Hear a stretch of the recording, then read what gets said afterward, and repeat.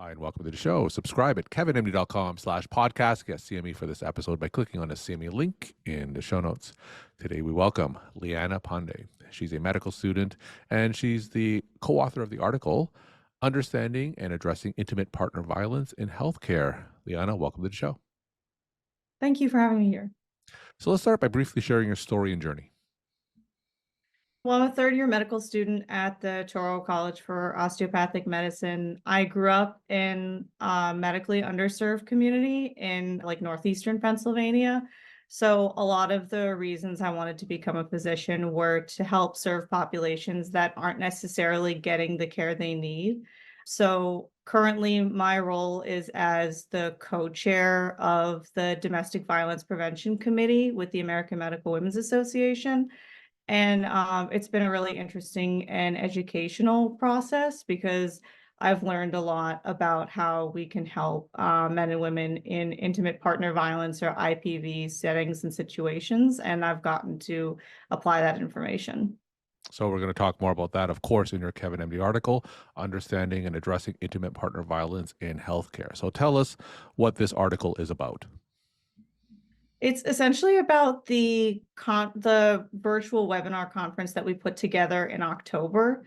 It was a multidisciplinary approach to how to approach intimate partner violence and how we can conceptualize it from the perspective of judges. We had lawyers, we had survivors themselves come and speak.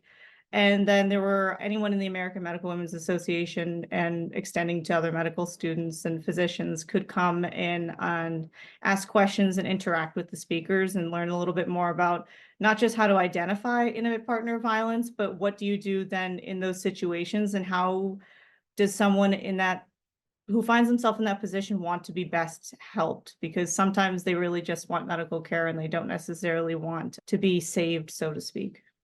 So tell us the scope of the issue before getting into some of the things that we could learn from this webinar. As of right now, it's definitely a national issue that pertains to men and women. I believe it's 4 in 10 women and 3 in 10 men in the United States who are affected by intimate partner violence to some degree.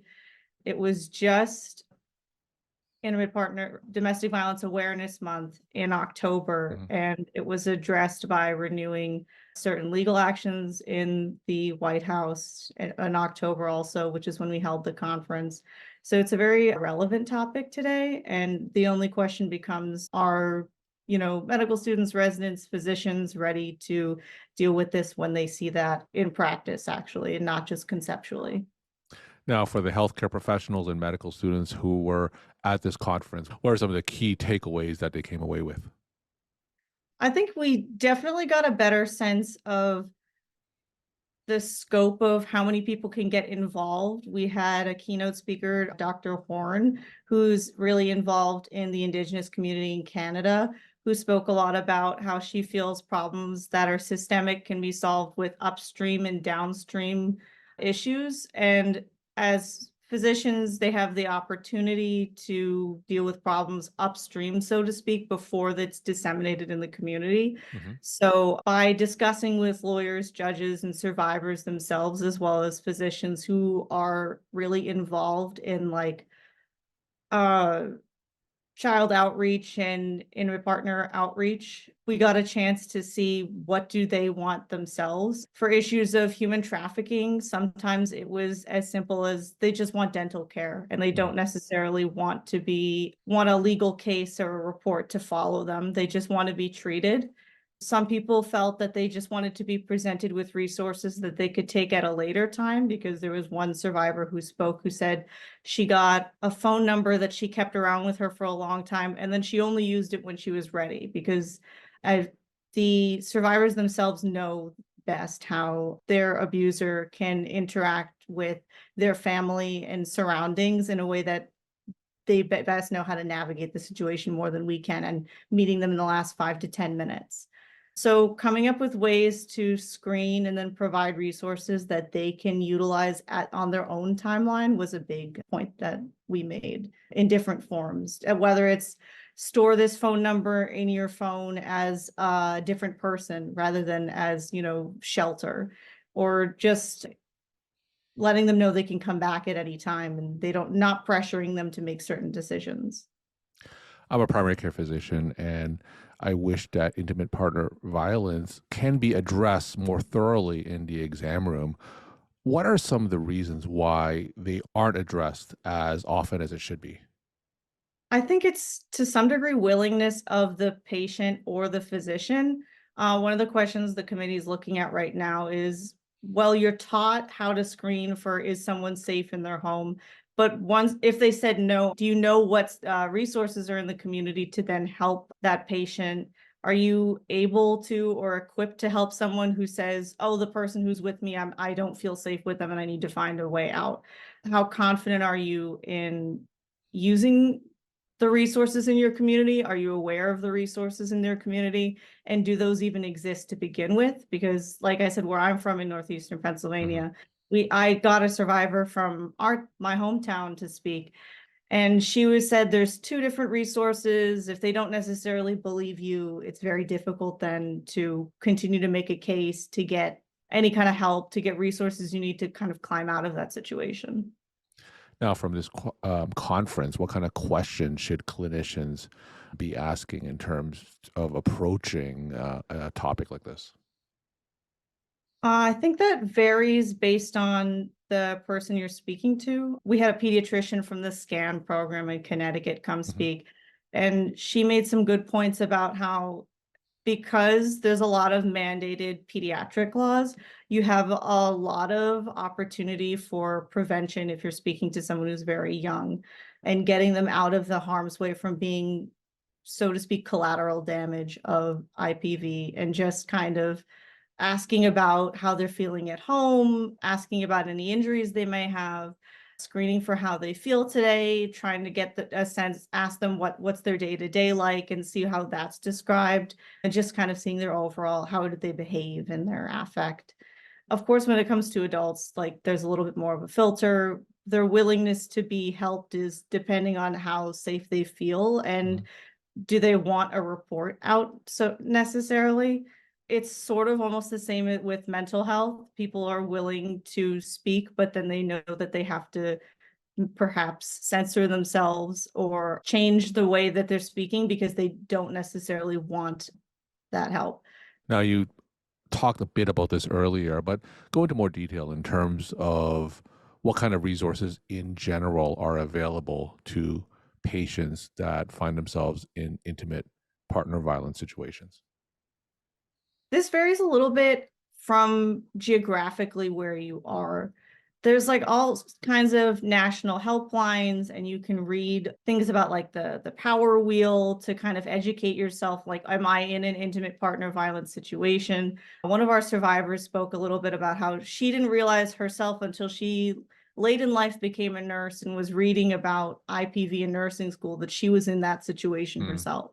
So after educating yourself thoroughly using potentially online resources, you do need to kind of take a look at your surroundings and see, are there shelters around me that I can read into? This isn't like, unfortunately, this isn't standardized from city to city that I could give very broad answers, which is sort of what we're trying to address. Reaching out to healthcare providers who and emergency room staff especially are more equipped to know this information, to know the shelters and support system in your community, because obviously that varies from cities like LA and New York City to, small rural communities that might have fewer shelters and just resources and meal options and ways to help the community. So you mentioned a tool called a power wheel. What is that? There's a sort of a wheel that shows, it's on like every website related to intimate partner violence and the national one. It shows ways that abusers keep their victims in these relationships and kind of perpetuate that they should stay in these relationships. So it's not always intuitive that if you're, in a relationship that you're not being, physically abused, there are other ways that you might be facing some difficulties. And what would be some examples of that?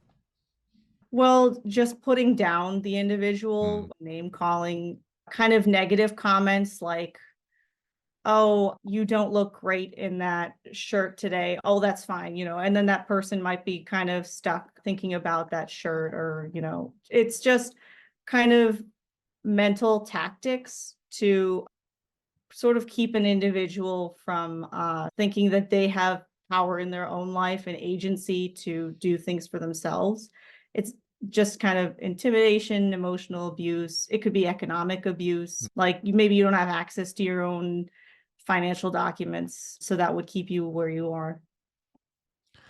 We're talking to Leana Pande. She's a medical student, and today's Kevin MD article is Understanding and Addressing Intimate Partner Violence in Healthcare. Leana, you attended this conference as a third year medical student. How did this affect you? I attended and moderated one of the panels. It was really eye opening because going to the conference, I knew what kinds of people would be speaking. I helped recruit the speakers myself, but when people tell the stories of like what their life's been like, having six children before they turn 20, be with someone they don't feel safe with and is beating them every single day, it's very powerful. We also had an indigenous speaker physician who, Dr. Horn, who spoke a little bit about what that's like in the indigenous community, and she showed art that the individuals had made describing their experience. And some of it, it gives you chills just to see the kind of emotion that they can capture in their own paintings. And being an artist, I kind of narrowed in on that. I think looking into the art and the stories of these survivors was really moving. So tell us what's on the horizon in the coming years in terms of shedding more light on this issue.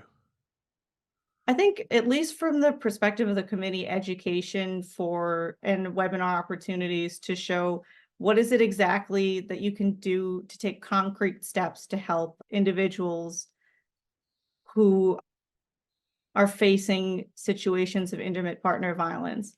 My co-chairs, Courtney Chow and Dr. Sheetal Ajmani, we all work on trying to create, I don't want to say content, but anything educational that could be used for students and practicing physicians to actually have a tangible sense of where to go when they're having conversations with patients, not just kind of getting stuck at like, okay, well, do I know the resources in my area? Being able to properly screen and speak to people who are facing these situations, it's more about competency and making sure that the physician is actually helping the patient in a way that they would be comfortable with. And for those interested in learning more, can you share some resources to my clinician audience? Sure. They could reach out to us, the Domestic Violence Prevention Committee, on the American Medical Women's Association website. There's also the National Domestic Violence Hotline, thehotline.org. They have all kinds of general information on the topic. And my final question, tell us some of your take home messages like to leave with the Kevin MD audience.